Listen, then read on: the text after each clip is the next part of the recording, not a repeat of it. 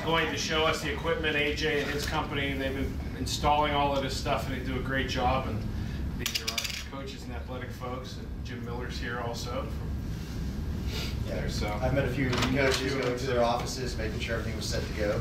But thank you.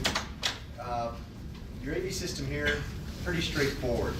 Everything's controlled from a button panel located at the lectern desktop. Very simple, system on, system off. System on brings the projector on, drops the screen.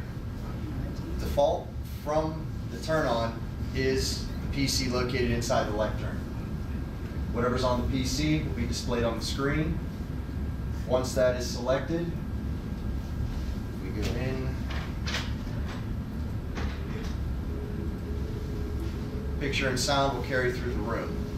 The only thing you have with the sound is two controls. One is the volume dial, one is the mode button. Volume dial obviously is volume within the room and structure. We can take our volume up, we can take our volume down. Mode is because of your divisible wall.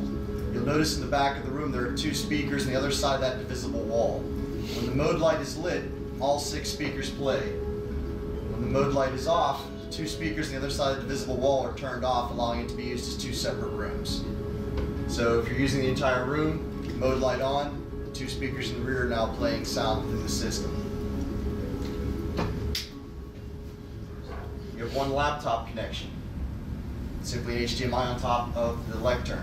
Plug your laptop into it, fire up the laptop button, it will go to laptop. There is a Blu-ray button on the button panel. There is no Blu-ray in this room at this time. Just as in all your offices, we put a wall plate with 2 jacks, one for your computer, one for a Blu-ray. We did the same in here. If you wish to add a Blu-ray, we can add one in. But the Blu-ray button at this point selects a dead source. There is nothing, so if you start to call IT looking for a Blu-ray, you're not going to find one in here. Once you've selected the source, then once again it's simply volume, and everything else works the same way. If you do not hear volume from the system, there is a gauge on the panel. That panel will tell you the relative volume. If you still not hear sound, please be sure that the computer's volume is all the way up and your laptop volume is all the way up. It will still be dictated by those pieces. If any of the volumes are muted, you will get no sound within the room itself. That's pretty much your system. We dragged you all down here for that. It's the best speech I've ever done. did you mention the green and blue lights? For troubleshooting, there's one other thing. Apparently someone at JBL knew someone who was colorblind or someone owned a company. The amplifier underneath this table, we did have one service call for this room. Unfortunately, on the amplifier, green means off. I have no idea why. Blue is on. So if there's absolutely no sound from anything, just make sure that it is the blue light, not the green light. And that pretty much sums it up. Anything with the TV on that end? TV on that end is fully mobile. Turn the TV on, hook up to the HDMI, you can roll it around anywhere you want.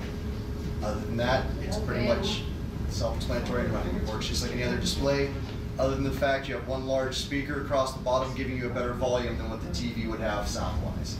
That TV is not dedicated to this room. It can be wheeled out of here. It can be placed anywhere you'd like. The only thing we can't do is whatever's on this screen, we cannot duplicate on that one. It is an independent system. Does anybody have any questions, or has anybody had any problems with the system or use of the room? So you can't sync that up with this? No, Okay. that is completely independent. The only other thing I will tell you is when you are done, if you select the laptop and you're using your laptop, I've had this happen a couple times, the system is on. Please be sure that you turn the system off. If the screen is down, the system is still on. It will remain on until 1 o'clock in the morning when the timer shuts it off, but it will eat lamp time off of the projector. When the system is off, that screen will go up automatically, irregardless of the image. So just because the room is blank, if that screen is down, you're still burning time on that lamp. It is a nice lamp. It does last about 3,000 hours, but leave it on a couple weekends, it starts to eat into it pretty quickly. Any other questions or anything else I can help anybody with in their offices or in here? And it's simple to, for some of us to think, but you just log in as you would on your own computer, right on this computer right here. So you don't have, if you don't have a laptop, you don't need one. You just log in with your login credentials right there.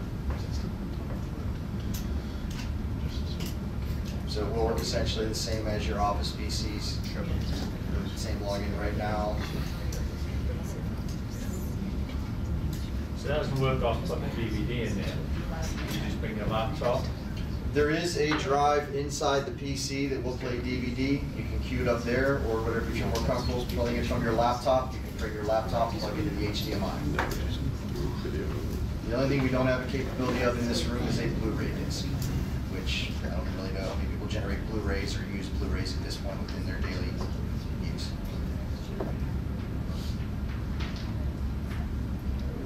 Any other questions or anything else I can help anybody with? We're going to go over to the rec center next. For those of you who ever think that you're going to use sound in the rec center for any reason, like you can come with us. If you don't think so, there's no reason for you to come. Can we go over anything in the exercise room? It's just a cable. And then your mode button is for the speakers in the rear of the room. If you're using the entire room, mode button is lit. If the room is divided and the slats are in, now just the 4 speakers towards the front so that other section of the room can be used in